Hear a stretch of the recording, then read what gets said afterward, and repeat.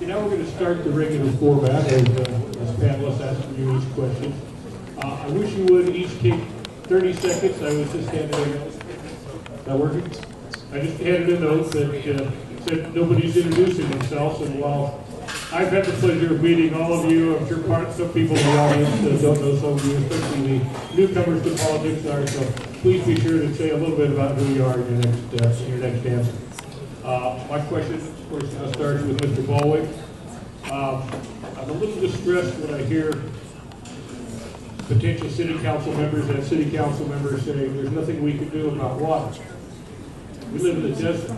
Water is probably the most vital resource this community could possibly have. I think the city council members need to understand that we rely on you to look out for our good and for our future. I know you're not the Virgin Valley Water District, but you are the representatives of 95% of the users of water and customers of that water district. So my question is, think outside the box a little bit.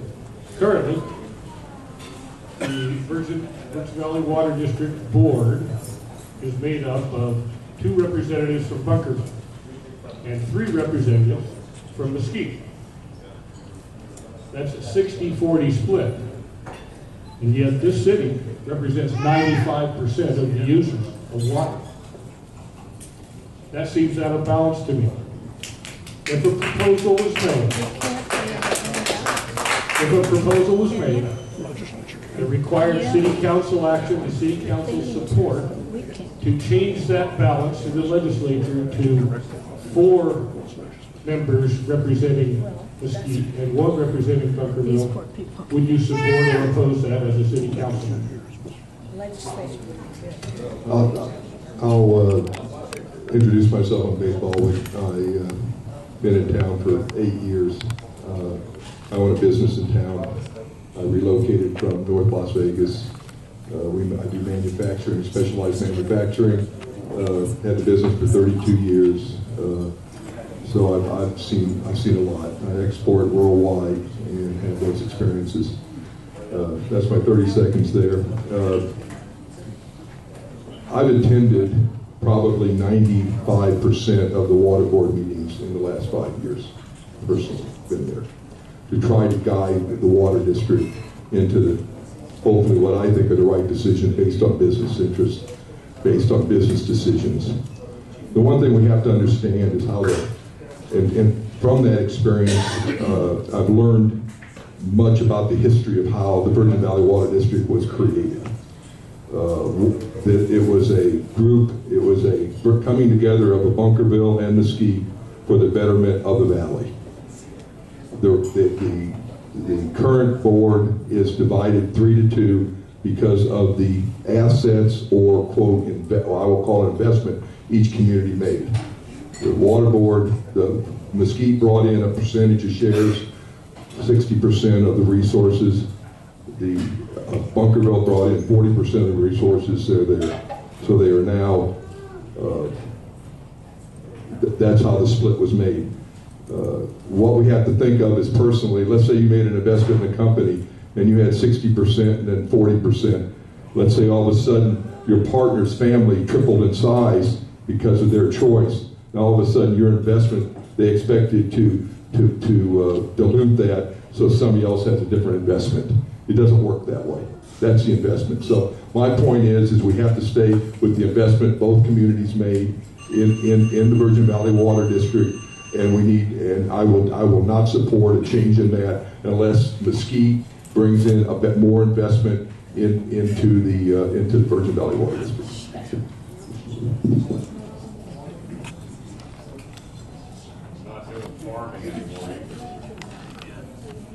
Mike, as a city council member, you will be able to protect the residents and the workers of Mesquite from the dangers of secondhand smoke.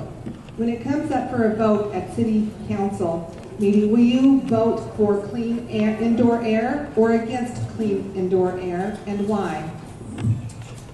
My name is Mike Benham. I'm retired. I run the CERT program for Mesquite. There's a few people out here, we've gone to their homes and changed batteries for them. That's what part of SERP does. I also brought the Parade of Lights to Mesquite this year. It was a huge success. I coach soccer for the little kids, and I think that's a great thing.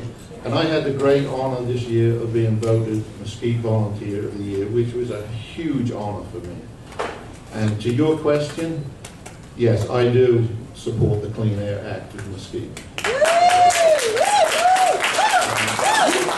One of the reasons I did, I've lost my mother, I lost my father, my sister, and my brother, all to cancer.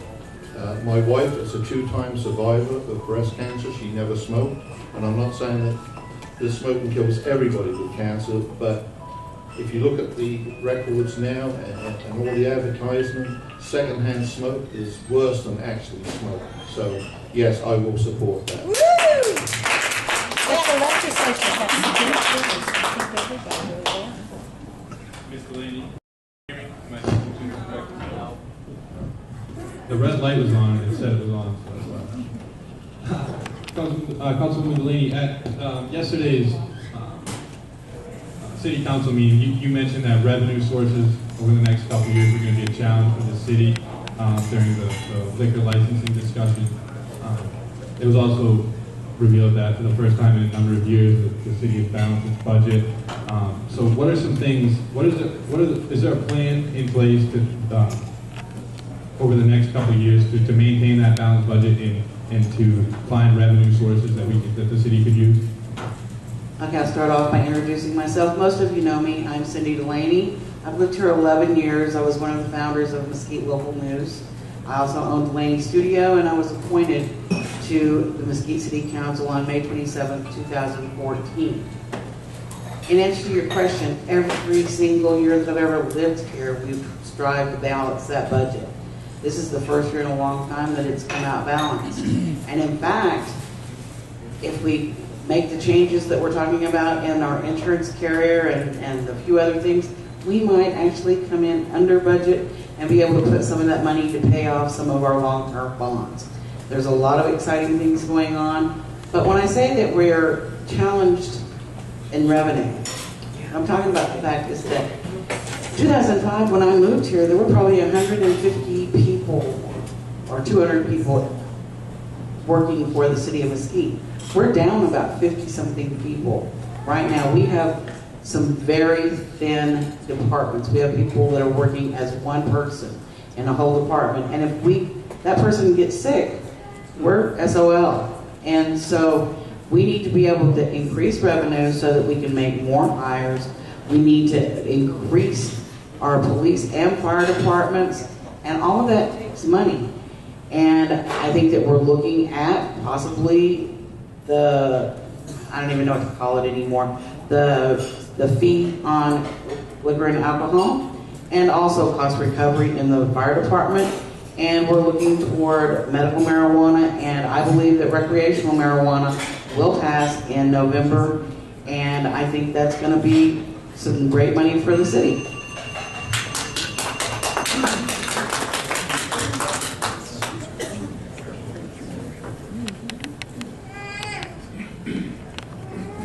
Hello, Teresa. Nice to meet you. You know, you spent much of the last couple of decades with an inside view of the operations of the Mesquite Police Department and communication systems, dispatch system. Given that unique ability to know what is working well and what might not be optimal, what would you say are the two most important needs and/or improvements that are needed to make these services better and more efficient? As he's called me Clarissa, my name is Clarissa, but I do go by CJ Larson, and that's what I've gone by for the last 25 years. So yes, I've been here since 1995. I came here as a hire with the Mesquite Police Department. I was the first sworn female corrections officer, and then I was the first sworn sergeant as a female. So I went up the ranks. I did my job, and I was promoted to administration. In the last 17 years of my career at the department, I was in administration. So, and I did run the jail, I did run the dispatch center, and I had records and evidence all at the same time. So I do, and 2 years ago we upgraded the 911 system. The 911 system was old at the time, because at that time when you called 911 we never got your address. And when on your cell phones, when you called 911 on your cell phones, it went to Las Vegas. And you had to be specific with them and say, I'm in Mesquite, Nevada, so that they could transfer you up to Mesquite, so that we could get the ambulance service to you. 2 years ago, we made that major upgrade, and it did cost some money. And there is a revolving charge on that yearly to maintain and keep that 911 service up. So we need to make sure that our 911 service, so that the landlines and the cell phone companies can always come into the dispatch center to help the citizens of Mesquite for the response time. So that is something that we always need to make sure that that maintains.